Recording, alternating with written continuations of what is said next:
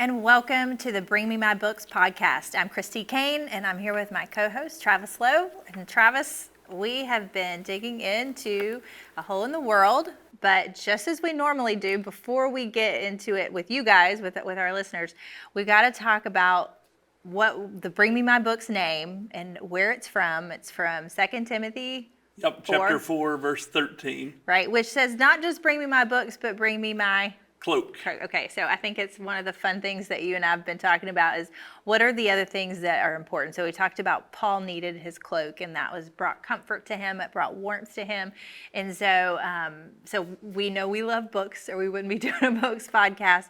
But do you have a cloak that's important to you right now? I was thinking about that, and as simple as it sounds, but just this is really just like my second winter in Oklahoma. Oh, okay. And it's way colder than Appalachia ever was, and it's the wind. But putting on a big heavy coat when you go out and having something that you can wrap up in, and I think of that, like I couldn't imagine not having that, or being in a place where I was cold and not having something that I could reach to, not having the closet that I could go to. But for me right now, it's to have that big heavy coat that I can just put on, and it just warms you up. Yeah, I think that's funny because you and I both lived in places that you think of them as being very cold. The mountains, I always think of being very cold. I lived in Chicago, but honestly, I mean, that windy city, it is, I think Oklahoma City is the windy city. Yeah. So we both live there. We know that cold. I think my cloak through the winter is fire. I would just say fire is candles. If it's warm enough outside, a fire pit. Some of my favorite conversations happen there, but there's just something really comforting about even reading next to a candle, since we're talking about books and we're in the winter month. So there we go. Those are our cloaks. That's awesome. Yeah. Okay, so let's jump into chapters 5 through 8 of A Hole in the World. So I hope you've been reading along with us. I mean, I think we have to give a little bit of a disclaimer. There's going to be definite spoilers. So if you haven't finished 5 through 8, and we're going to jump around a little bit today. We're going to talk about some of our favorite moments first. And so if you haven't read it, if you're not all the way through chapter 8, we'd say pause, but yellow light, go finish the section and then come back. And it can be a little confusing because we're not really going to go into detail and explain everything, because we're hoping that you're reading along with us, and we challenge you to read along with us. This book is so good. It's worth it. It's worth the time. It's worth the investment. It is, and I think is one that we keep saying. If you're going to encounter grief, you're going to encounter it yourself, but you're also going to encounter people that you love who are encountering grief, and so it really does. It's such a helpful, practical, encouraging, but honest book about grief. So if you haven't dug in yet, just go ahead. All right. So speaking of that, chapters 5 through 8, what's something that you've really loved from this section? Let's see. So one thing that we mentioned is that a lot of these are more familiar to us than some of the other chapters. So you have the chapter titles: Cassorals, Postmortem Photography, Sympathy Cards, Wearing Black. So a few of those we still carry on. The Cassorals kind of stood out to me, where she was saying that she recognized that just eating is sometimes the first step out of the valley of the shadow of death. And it's something that's so simple. She said it's one of those things that we have to do, but it's one of the things we have to do, but it also brings us comfort. Yeah. Being able to sit down to a good meal. Just last night I had a good friend make homemade pasta. Nice. And we sat around the table and we ate, and just what joy that brings. But it also just brings the physical sustenance that we have to survive. Yeah. Anything that you've made it through, you ate while you were making it through it. That's true. Yeah. Otherwise, you wouldn't have made it, So she talks about so many places in Scripture. I thought it was really neat where that's the first thing that you see. She said the act of eating seems to be the first step in a person's reemergence from the valley of the shadow of death. After Jesus raised Jairus' daughter from the dead, he immediately instructed those attending her, give her something to eat. Poor Eutychus when he fell from his death during Paul's long sermon. Um, when he was raised from the dead, straightway headed back upstairs to share a meal with fellow believers. It was only after Jesus had provided a net full of fish and cooked up a savory breakfast on the shore that the disciples even recognized the resurrected Lord. The sharing of a meal together was the first act of true fellowship and communion they experienced with Jesus after that gruesome and traumatic day at the cross. I think that's so good. And you even mentioned another story in the Bible that came to mind. Yeah, well, Elijah is one of my favorite Bible. I don't like the word characters because it almost sounds like he wasn't real, but people from Scripture.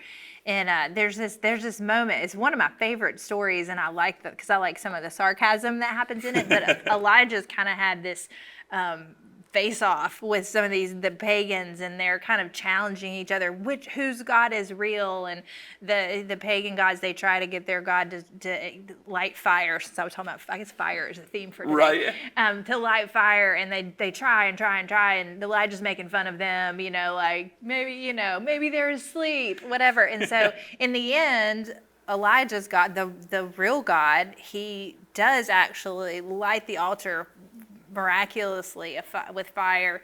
And so Elijah gets to kind of prove my God is the real God in a very public way. And I think you look at that story and you think, man, he must have just been on a high. Right. He was right in front of all these people. But what we find is right after that, Elijah kind of wanders into the wilderness and he hits his low. He's exhausted, he's depressed. It says he doesn't even want to go on anymore. He doesn't want to live.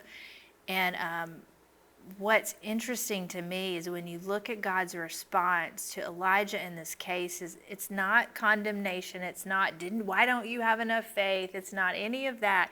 He sends angels to take care of Elijah's body. He just does physically. He's like, feed him, provide him the sleep that he needs. And it's just it's a good reminder that God has made us to be these whole people, and one of the things that we need is just sustenance. And I think we even see the importance of food and all that, like you mentioned. I think you just read Christ's feasts, and the hard times, the times right before his death, and then again we see feasts in Scripture and how important food is. So, so that is. I love that emphasis on our bodies. Yeah. So how about yourself? My favorite? I think the last two chapters in this section, the sympathy cards and the wearing black, were probably my two favorites of this. And I think one of the reasons is because I have, with sympathy cards in particular, I'll point that one out. I remember times where I really didn't know what to say to people. Oh, yeah. And probably one of my biggest ministry failures in the moment that kind of haunts me is I was working in college ministry, and I was right out of college myself and had gone into this working in residence life and things like that. And one of the female students lost her mom in a car accident very suddenly, and I'd had no training in grief. I've had, in a lot of ways, very much like Amanda's life. I had a very easy life. Yeah. I had not encountered a lot of death, and I get the call, and like I said, I'm in ministry, and I don't know this girl really very well at all, but they called to tell me, and I froze. I didn't know what to say. I didn't know what to do. And so honestly, I did almost nothing. Right. And I didn't even go to her. And so now I look at that and I think we've talked about presence in the last one. I could have just gone and sat with her. But because I didn't have the words, I did nothing. And I think this chapter was really helpful for me to kind of give us some guidance, because even though the presence is the most important, there are things that we can say. And just to get back to this book, I mean, in particular on page 123, he talks about she talks about how she was talking with someone who was very helpful to her, and how he listened to her, and he gave one phrase, and he says, "God will help you." And that's all. And she goes on to say it wasn't a theological treatise. It wasn't an explanation of what happened or why it happened. It wasn't a promise that everything was going to be okay. It was a simple offering of wisdom coming from a man who had seen his fair share of suffering. And I think it's just a reminder that sometimes what people need to hear the most from us is just those small words that really in some ways signal, I've been there. God will be with you. I don't know how God will be with you.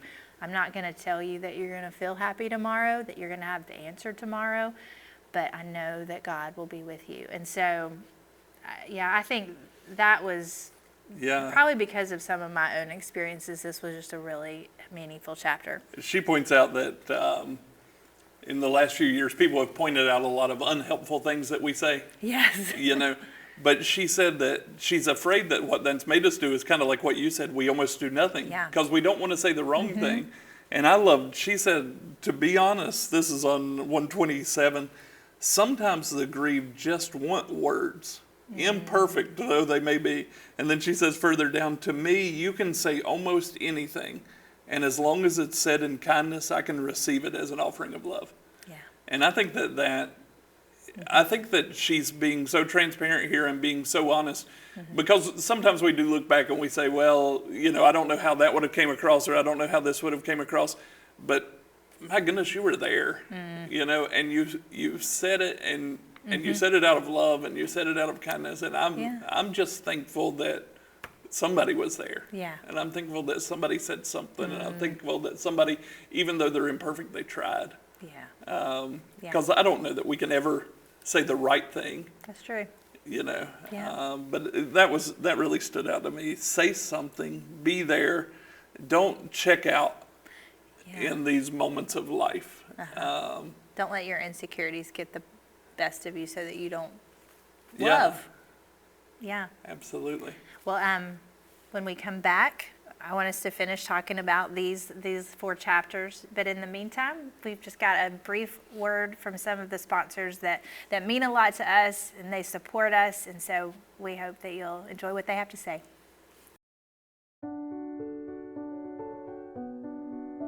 Situated in Bluefield, West Virginia, the Hopewards Writers Conference seeks to equip and encourage their patrons to tell stories of hope. This year's conference will focus on the question of living between cultures and the unique potential it holds for creativity. The conference will offer many exciting guest author speakers this year, and can't wait to learn what God has been speaking into their lives. Come with us and help us tell stories of hope.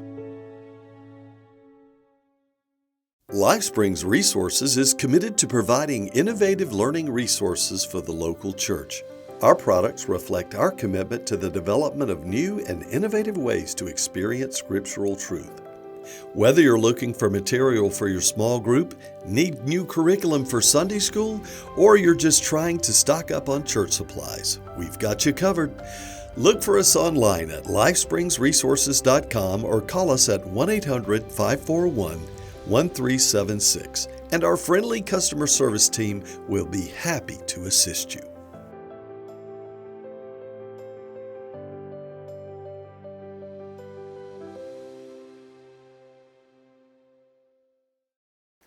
Welcome back to Bring Me My Books.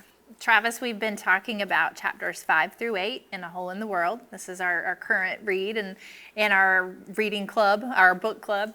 And we talked about the first before the break, a couple of the chapters that we really loved. And I want to put out there, we want to hear what you guys love too, the things that stand out to you. One of the things we talked about during break, which we probably won't talk about now, is or maybe, I don't know, maybe we could share it on social media. Of these 4, which one was our favorite and which was our least favorite? And some of that has to do with kind of the experiences we walked through. And so we definitely want to hear from you. So what's your favorite from chapters 5 through 8? And it kind of sounds weird to say favorite in a book about grief, but maybe what's most meaningful to you. So, okay, so what from maybe the chapters that we haven't talked about at all yet, what's something that stood out to you? Yeah, so in this section we talked that several of these are ones that we still do on a regular basis, but there is the chapter on postmortem photography, which is definitely you don't see as much Right. nowadays. But there was a portion in it where she's kind of talking about memory, and we want to. She mentions the afterlife in the Old Testament in Jewish religion was this idea of Sheol, of in one place it's translated this place of forgetfulness, a place of oblivion. And really back then, one of the things that they were scared of was that you wanted to have kids so that your family would be remembered. You didn't want your family line to pass away and be forgotten. And she says that that's kind of one of the fears that all of us carry, is that we could be forgotten. And then on page 108, she's saying that one of the things that we know is that all human beings, no matter their status, skin color, virtues, vices, or length of life, bear the Imago Dei. They are marked by his likeness, stamped with his image. That image transcends any image we seek to put out into the world, any legacy we want to leave behind, any effigy that someone would falsely or mistakenly fashion of us. We are loved by God not because we are good or important or deserving or heroic, but because we are his. To simply exist is a miracle. So she's saying that we all bear the mark of God.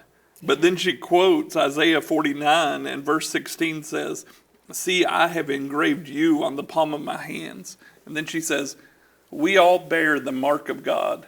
And according to this passage, God bears the mark of us. Yeah. How incredible is that, to think that God engraves on the palm of his hand me and you, and that God forever bears the mark of us. I just think that was so incredible. I think it's awesome to think that we'll never be forgotten. You know, God will remember us. He is marked by us, and I just think that's so beautiful. It is, and I think it's one of those things that sometimes is hard to believe, and it's we really aren't forgotten. We are constantly on his mind, that he has marked us on his hands. Can I tell this story? I wasn't planning on sharing this.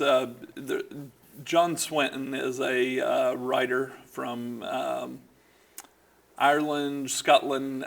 He's a theology professor, and he's a registered nurse that works in an Alzheimer's clinic. Really? That's an interesting mix. And he said that there was a lady in the clinic that was kind of hateful. She would walk around and she just kind of mumbled under her breath. And if you got in her way, if you tried to talk to her, she just pushes you off. She was real closed off. And he said one day he was near her and he was listening to her mumble, and you couldn't really understand what she was saying. And he said he finally kind of recognized that she was saying, "Jesus, Jesus, Jesus, Jesus, Jesus." And he said he just thought that was really wild, and he wanted to find out, is that what she's saying? And she's in the depths of Alzheimer's.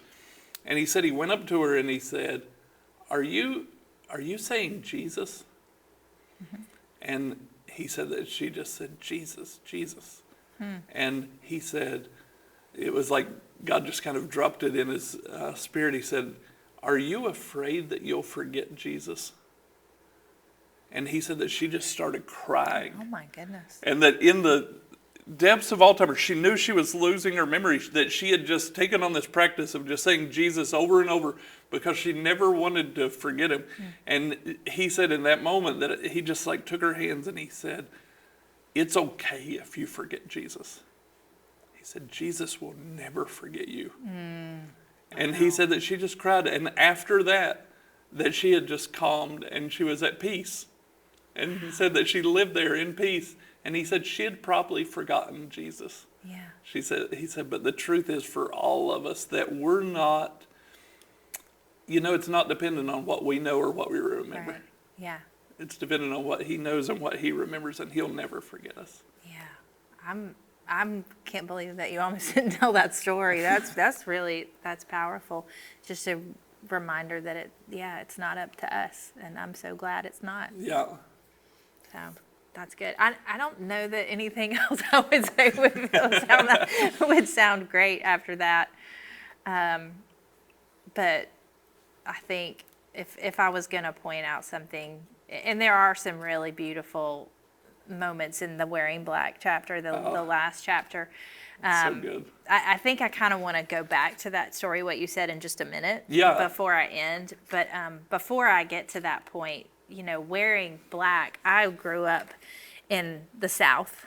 And I remember my mom saying, we don't, it was that time period where she had grown up where you would wear black, but culture was kind of moving away from that, and she almost felt like that we would draw attention to ourselves, like we were trying to be like super grievers, right? If we did wear black, so you should wear something dark and simple but not black, and that just, I think, demonstrates like the strangeness kind of all these rituals that surround grief, and what what you're supposed to do, and how we're losing them in the process. Yeah. Anyway, but I wish, I think I'm really with Amanda in the sense that this is the ritual that I wish we would just, like, don't lose it. Hold Right. on to it.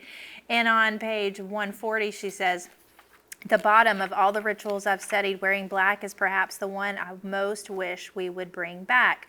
I like to think that at its core, mourning dress is simply an outward expression of internal sorrow. Oh, this is the key part for me. A way of making yourself as bereft so that the world will know there is a deep, deep ache inside of you. And I think it's because I don't like, and I guess I think it's true of most of us, I don't want to have to use my words Right. to tell people when I'm hurting or when I'm sad.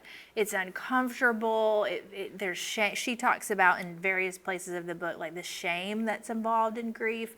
It's hard to talk about, and she just wishes there's something that you could do that's like a sign that says, I'm having a hard time right now. Like, this is a bad season for me. So give me some extra grace, or understand why Yeah. I might my eyes might well up with tears, or things like that.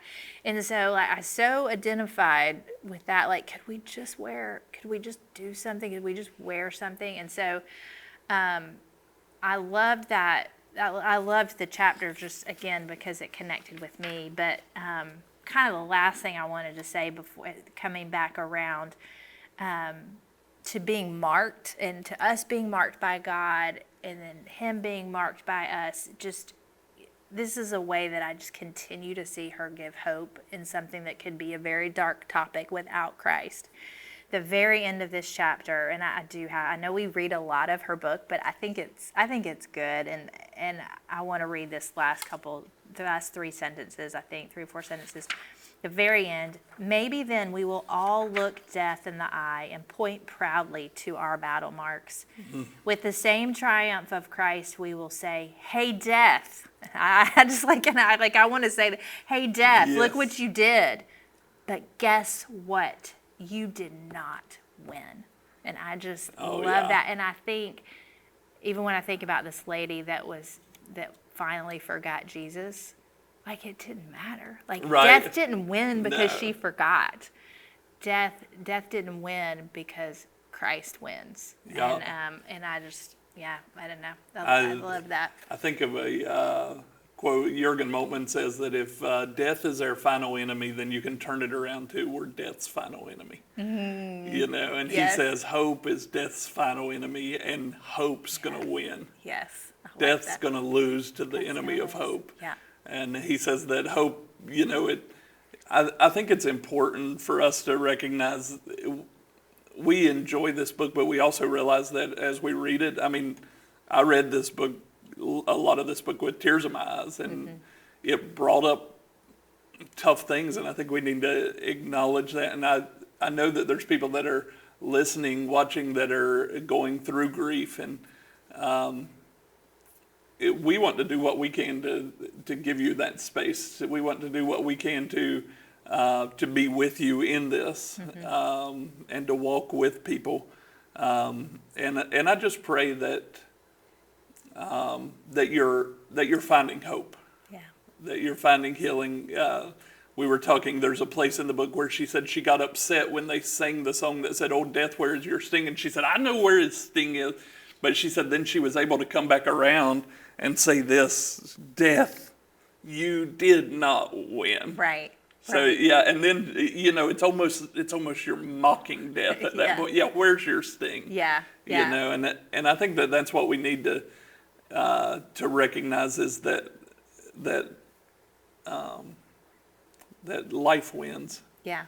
that God wins, that hope wins. Yeah.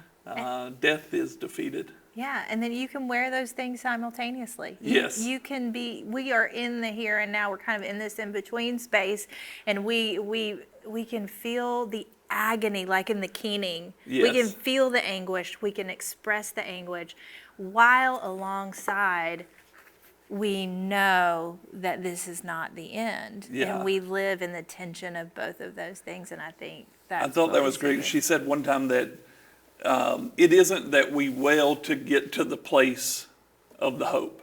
No, they go hand in hand. They're the same thing, and we can wail and hope. Yes. And it's not like we're trying to do this to get to a different place. No, Yeah. this is where we are. Right. And that's let's it. wail and hope. And let's cover mirrors and believe for the best. Let's do all of these things. Yeah. And at the same time, and she said that was, people would say, "How are you feeling?" And she'd say, "Oh, I'm okay. And I'm terrible." Yeah. Like I'm both things Yeah. right now. And I think we should say that more often. Yeah, and the Frederick Buechner quote that she quoted, I can't remember exactly how it goes, but it says, "This is the world. Beautiful and terrible things happen. Do not Yes. fear." Yes, love that. And I Yeah. think that's a great place. I think that's a great place to end. So we hope that you're reading along with us. And if you aren't, maybe this conversation has inspired you to do so. You can find reading challenges or the reading challenge and the schedule and additional resources on our social media pages for Bring Me My Books. But until next time, we've got one more segment to go for this book. Not Right. for the end, for this book. So we hope that you'll join us again then.